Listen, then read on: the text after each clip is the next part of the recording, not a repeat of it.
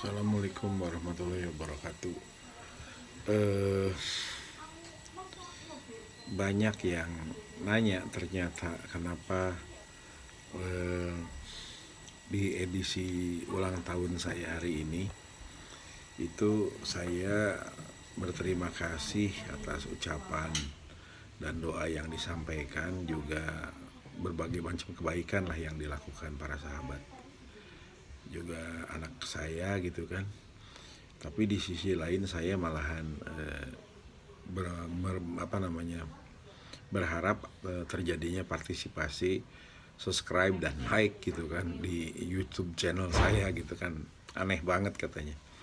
Beberapa menyampaikan seperti itu, tetapi beberapa juga langsung melakukannya. Yang pertama, kalau kita lihat sekarang, proses yang sedang terjadi di Indonesia itu sebetulnya sudah demokratis. Nah, demokratis itu eh, sebaiknya masyarakat atau yang punya hak pilih itu bersuara.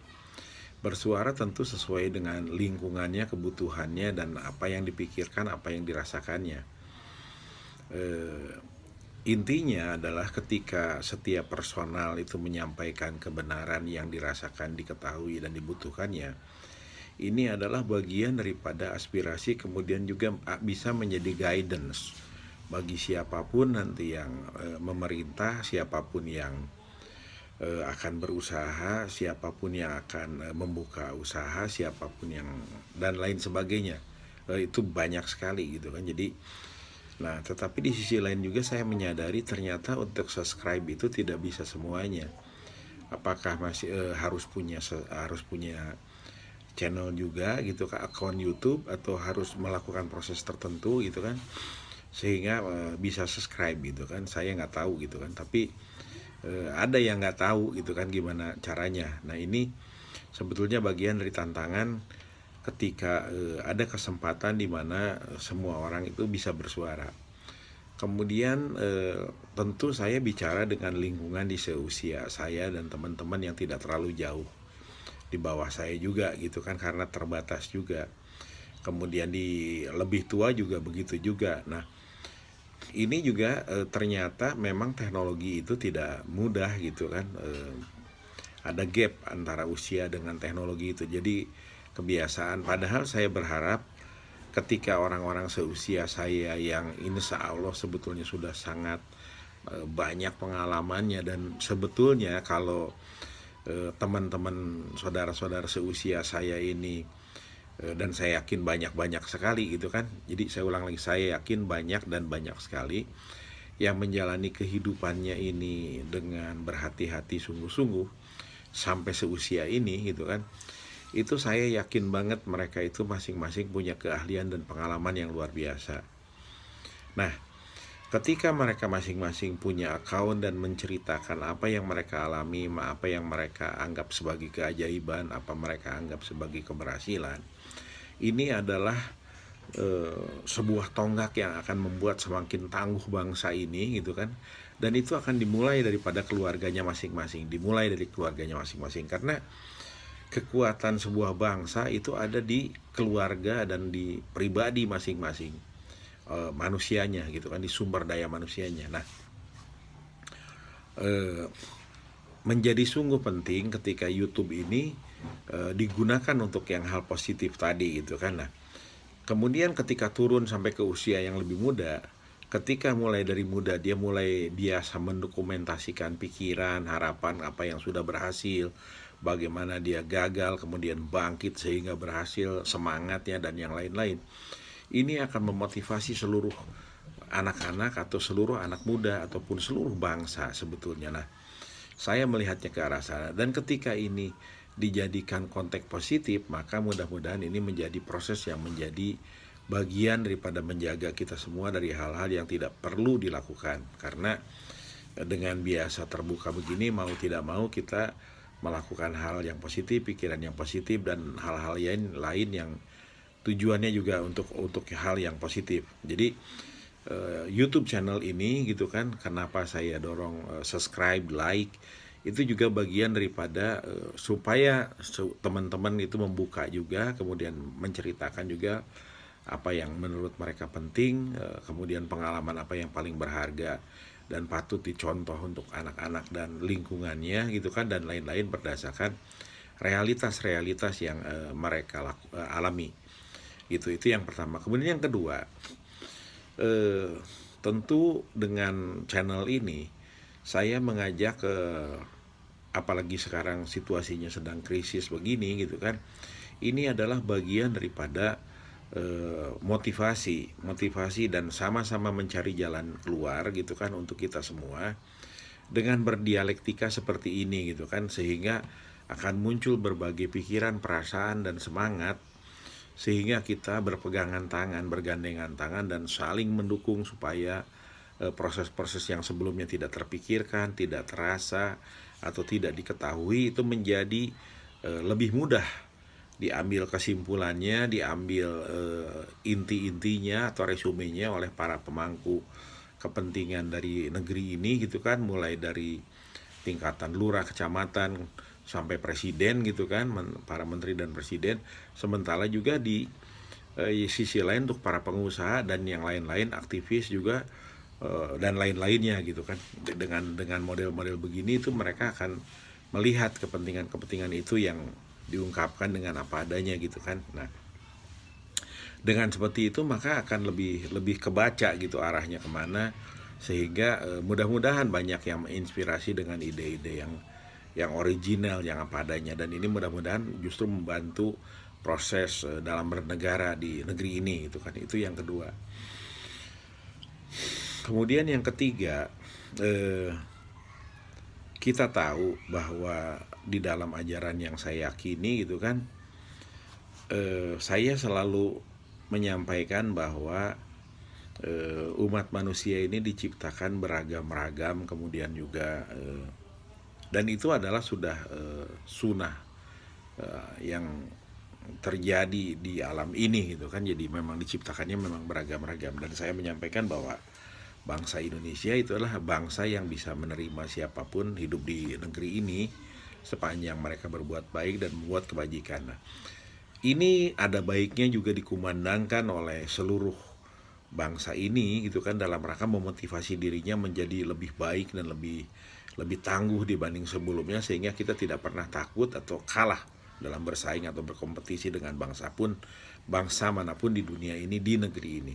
Tetapi ketika kita bisa menerima bangsa manapun dari seluruh dunia untuk bisa hidup di sini dengan kesetaraan dan bekerja sama, justru ini adalah membuka pintu, membuka pikiran, membuka hati bagi seluruh bangsa yang ada di seluruh dunia, bahwa bangsa-bangsa yang pernah hidup di Indonesia ini, nanti anak-anak muda ataupun yang seumuran saya ataupun yang lebih tua, itu insya Allah akan punya posisi-posisi yang penting nanti di berbagai belahan dunia, karena mereka mengetahui bahwa orang Indonesia itu adalah positif, orang Indonesia itu tolong menolong, orang Indonesia itu gotong royong, dan orang Indonesia ini adalah manusia-manusia unggul juga sesungguhnya. Tetapi selama ini keunggulannya itu baru terjadi pada bidang-bidang tertentu saja dan belum meledak di seluruh dunia. Tetapi insya Allah ketika nanti muncul sebagai saudagar, pengusaha besar, penemu yang besar, kemudian juga negosiator kebangsaan yang dari Indonesia yang besar tetapi mempersatukan dunia gitu kan, dalam arti perdamaian, kemudian juga mengatasi berbagai konflik di seluruh dunia gitu kan. Seperti itu insya Allah ini akan muncul dari proses-proses yang kelihatannya sederhana. Saya cuma bilang bahwa saya meyakini berdasarkan ajaran Allah menurut Sunnah Rasul bahwa memang umat manusia itu diciptakan beragam-ragam gitu kan. Nah, dan kita harus menerima itu di sini dengan baik, kemudian mendorong mereka berbuat kebajikan dan bekerja sama. Nah, efeknya adalah bangsa Indonesia menjadi bangsa yang diaspora ke seluruh dunia, dan semoga ini menjadi bangsa juga dan komunitas yang berhasil di seluruh dunia, dan bumi ini itu adalah satu. Nah, ke depan saya lihat dengan berbagai proses perubahan teknologi dan lain-lain, ini akan mempersatukan gitu kan, akan bersatu, sehingga orang itu akan bercampur, akan mix dan hidup ada di mana saja. Nah, kita sebagai sebuah bangsa ini perlu foresight ke depan gitu kan, tidak ketinggalan lagi gitu kan, karena kita juga sangat menyaksikan benua Eropa itu dulunya seperti benua Eropa itu dulu seperti apa, kemudian mereka mulai merantau ke benua Amerika, ke Australia dan lain-lain itu kan. Dan dunia sekarang masih kosong gitu kan. Artinya kalau kita lihat di bekas Soviet gitu kan, di utara sana, di Kanada itu masih sangat kosong, itu di Afrika masih kosong orang gitu kan. Nah, dan ini adalah peluang untuk bangsa Indonesia untuk bisa hidup, bukan hanya ke Amerika, ke Australia yang sudah biasa untuk bangsa Indonesia, tetapi ke berbagai wilayah yang saat ini belum begitu dikenal, tapi sudah muncul komunitas-komunitas kecil orang Indonesia. Mudah-mudahan ini berkembang. Nah, ini adalah bagian daripada di mana kita menyebarkan budaya ramah tamah dan lain-lain yang sesungguhnya ada sangat kuat di negeri ini. Nah, oleh karena itu ke arah sana sebetulnya bayangan saya untuk melakukan itu. Nah, kemudian di sisi yang lain juga saya selalu menyampaikan soal persoalan perampasan tanah, karena menurut saya bukan soal merampas tanahnya dan soal akal-akalannya atau soal kejahatannya atau soal yang akan membobol keuangan negaranya atau soal yang sering saya ungkapkan, tetapi ini adalah dalam kerangka menjaga kedaulatan negeri. Ini dalam rangka supaya orang itu bisa hidup mandiri. Coba dibayangkan ketika tanah itu sudah dikuasai oleh pihak-pihak yang kita sendiri nggak pernah ngerti, kita nggak pernah bisa mengendalikan, bagaimana itu 50 tahun atau 100 tahun ke depan gitu kan, karena kita punya pengalaman sangat buruk ketika di zaman sebelum tahun 45 gitu kan, selama beberapa ratus tahun itu, sehingga tanah pun kita diatur oleh bangsa yang lain gitu kan. Nah, dalam konteks yang sekarang saya mengajak supaya ini tidak terulang lagi, karena ketika tidak ada tanahnya maka itu cenderung miskin. Ketika tidak ada tanahnya maka cenderung tidak akan punya kepercayaan diri. Ketika tidak ada tanahnya maka sulit mengembangkan apapun di tanahnya sendiri itu gitu kan. Nah, ini berbahaya banget. Nah, tetapi ketika orang tidak punya tanah, tidak mandiri dan dia miskin, maka yang paling bahaya di balik itu adalah orang-orang yang miskin ini itu adalah orang-orang yang kehilangan harapan dan mematikan harapannya.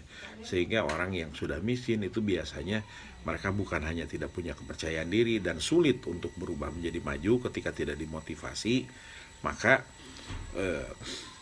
ini akan menyulitkan dirinya sendiri dan banyak pihak gitu kan. Jadi ini tidak boleh terjadi. Nah, tetapi di sisi lain, karena sekarang juga makin banyak orang terdidik gitu kan, kita makin sering lihat dari komunitas-komunitas yang sebelumnya dianggap tidak mungkin gitu kan, itu menjadi mungkin. Ada yang disebutkan ayahnya tukang beca jadi dokter, dulunya marbot masjid jadi profesor gitu kan. Nah, ini mulai kebuka dan ini perlu makin dibuka lagi di dunia pendidikan gitu kan, dan ini tentu seiring dengan dunia kesehatannya. Tetapi sisi yang lain lagi adalah ini menantang kita semua. Tadi dari sisi bicara di YouTube gitu kan, di media sosial ini menyebarkan kebaikan, semangat dan motivasi. Tapi di sisi yang lain adalah menjadi tantangan kita bersama untuk melakukan pengorganisasian pada masyarakat. Paling kecil di lingkungan Anda, paling kecil di lingkungan keluarga Anda, paling kecil di lingkungan tempat kerja Anda, paling kecil di tempat dekat rumah Anda. Tentu semampu Anda dengan cara yang menurut Anda bisa Anda ukur sendiri gitu kan. Nah, community organizing ini adalah bagian yang sangat penting, mentransfer nilai-nilai, mentransfer perilaku dan membangun komunitas secara bertahap, apapun itu. Apakah itu mau di lingkungan hidup, apakah itu untuk perbuatan yang baik, apakah itu untuk tolong menolong, apakah itu apa. Dan kita semua sudah tahu sebetulnya. Nah, tetapi saya ingin menyampaikan lagi di dalam kerangka menstrukturkan. Karena ketika kita bicara pemerintah itu adalah formal, struktural.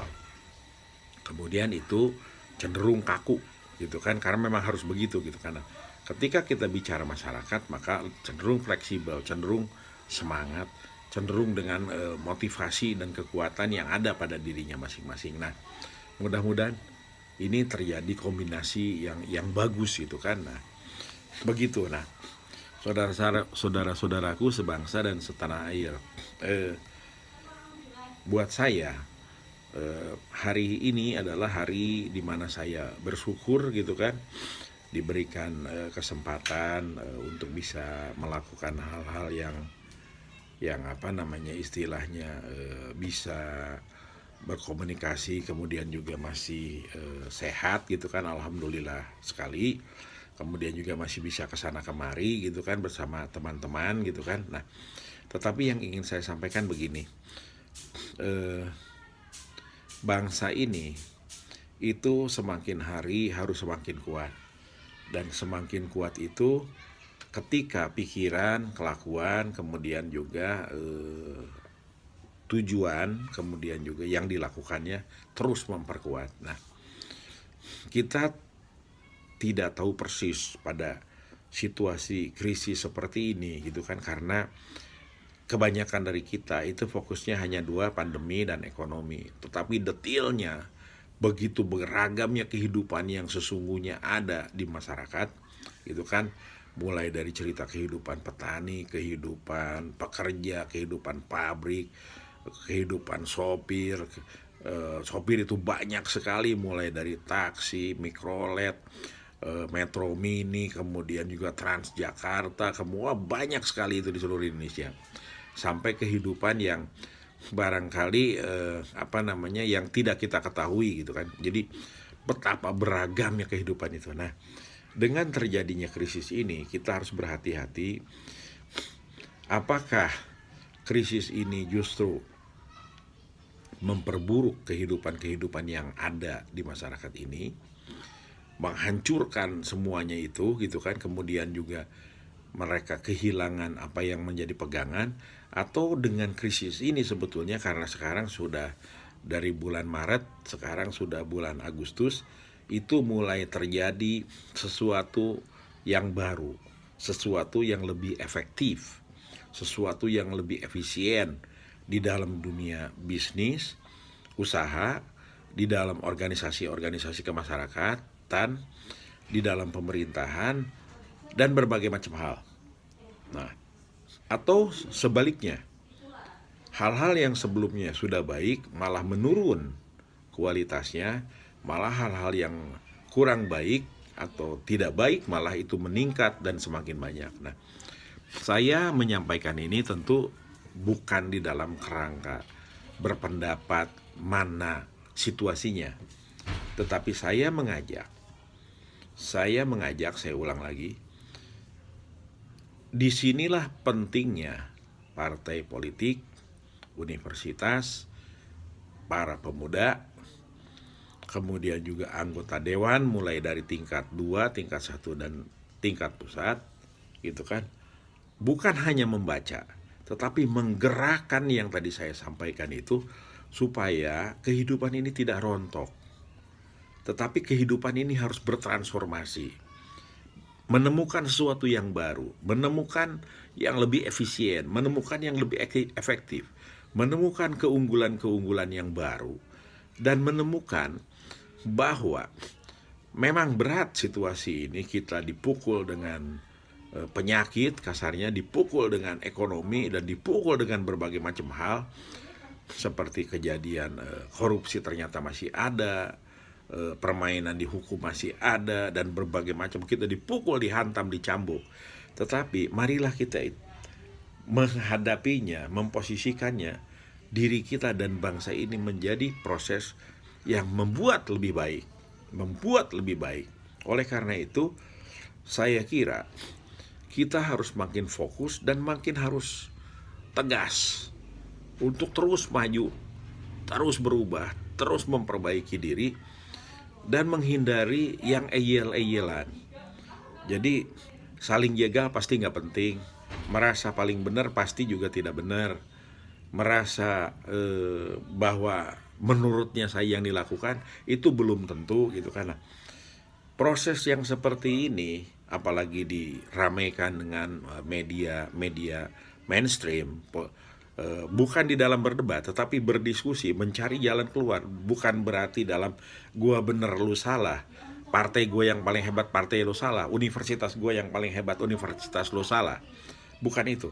Tetapi mari kita mengamalkan kerakyatan yang dipimpin oleh hikmat kebijaksanaan dalam permusyawaratan perwakilan, dalam kerangka mempersatukan negeri ini, dalam rangka membuat berbagai hal menjadi beradab, kemanusiaan yang lebih beradab. Dan ini adalah terjemahan daripada yang Maha Kuasa selalu sampaikan kepada ciptaannya, umat manusia, berbuatlah yang baik, yang terbaik, yang tiap hari harus makin baik.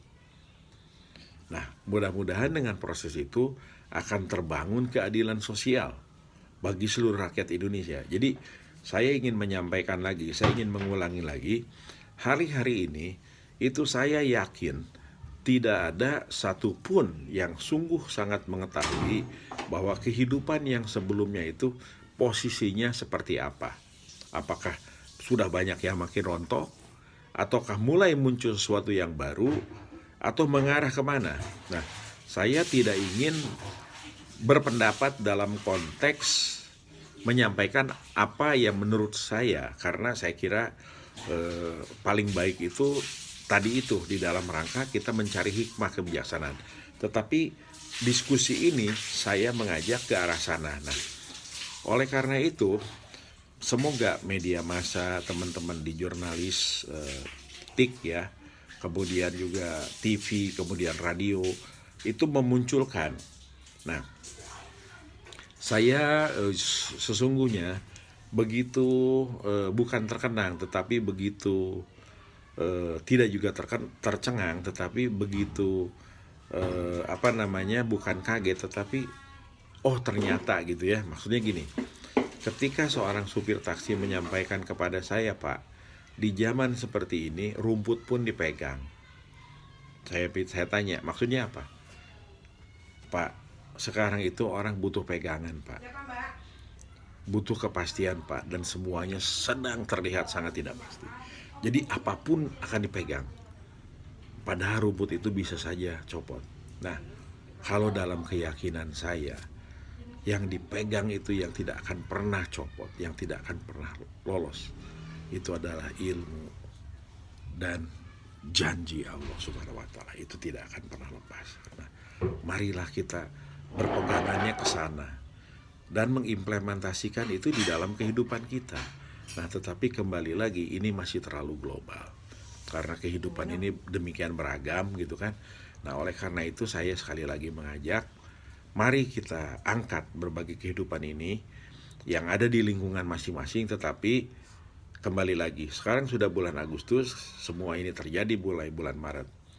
Nah, yang paling penting saya setuju sekali sekarang adalah pandemi ini harus bisa dihentikan. Artinya penyebarannya makin dipersempit, yang positif ini makin dikurangi, yang sembuh mudah-mudahan makin banyak, yang di rumah sakit makin pendek waktunya, cepat sembuhnya gitu kan, dengan berbagai macam yang saya kira teman-teman para dokter medis itu semakin ahli. Di samping juga yang lain-lainnya barangkali herbal dan minuman kesehatan gitu kan, doa dan lain-lain itu, mudah-mudahan itu makin banyak terjadi gitu kan. Tetapi intinya adalah ini adalah saat-saat yang makin ke depan itu adalah makin menentukan. Eksekusi yang dilakukan itu harus tepat, kemudian juga itu sungguh melakukan perubahan-perubahan yang harus memperbaiki gitu kan. Jadi ini pasti tidak mudah, tetapi sekali lagi seperti di sebelumnya saya sampaikan bahwa kita harus yakin bahwa ketika kita berpegangan kepada Yang Maha Kuasa dan bangsa Indonesia itu beberapa kali mengalami cobaan-cobaan yang berat, itu bisa lolos. Kita dengan kebersamaan, dengan gotong royong, dengan bersama-sama, dengan saling menyemangati, dengan saling berkreatif, saling bekerja sama, kita bisa lolos, kita bisa bangkit kembali. Mudah-mudahan dengan berbagai semangat dan sharing dari berbagai komunitas gitu kan, yang saya ulang-ulang tadi itu, jadi mulai kampus, pemuda, ormas, semua itu sekarang bukan benturan, bukan saling jegal, itu nggak penting banget gitu kan, tetapi mendorong, memotivasi melakukan hal-hal yang inovatif dan inovasi yang sungguh-sungguh itu bisa menjaga ekonomi, menjaga kesehatan, dan kemudian menemukan hal-hal yang baru, dan kalau hebat itu bisa ekspor, kemudian juga bisa melakukan proses-proses yang sesungguhnya itu menyelamatkan negeri ini. Nah, demikian. Jadi saya kira banyak sekali yang punya pengalaman dan pengetahuan yang bisa disampaikan dan saling sharing seperti ini, dan sekarang adalah sungguh saat yang sangat penting dan sangat menentukan gitu kan, termasuk juga ketika kita sedang membangun demokrasi di negeri ini. Nah, oleh karena itu saya sekali lagi berharap gitu kan, jika Anda melihat ini gitu kan, seperti yang disampaikan di awal, saya berharap Anda berpartisipasi untuk melakukan subscribe dan like gitu kan, untuk menguji diri saya sendiri dalam konteks berapa banyak yang lihat, kemudian juga berkomentar apa yang saya sampaikan ini. Kita mencari dialektika dalam rangka saling menyemangati. Semoga bangsa ini dirahmati Allah. Kemudian mari kita doakan pemimpin-pemimpin negeri ini tetap sehat, tetap semangat. Kemudian juga nuraninya terpanggil untuk berbuat yang lebih lagi, baik lagi, excellent lagi, lebih efisien lagi gitu kan, sehingga kita semua bisa terhindar dari berbagai kesulitan yang sesungguhnya sekarang sudah sulit. Jadi jangan sampai bencana-bencana ini mendatangkan bencana lagi, tetapi marilah kita posisikan bencana yang atau ujian yang datang kepada kita ini menjadi tantangan dan motivasi untuk memperbaiki diri dan memperbaiki negeri dan kehidupan kita ini. Demikian saya kira. Terima kasih banyak atas partisipasinya untuk mendengar dan melihat ini. Jika setuju disebarkan kemana-mana, silakan, saya dengan senang hati. Kemudian juga mudah-mudahan itu bisa menginspirasi banyak pihak lainnya. Demikian, assalamualaikum warahmatullahi wabarakatuh.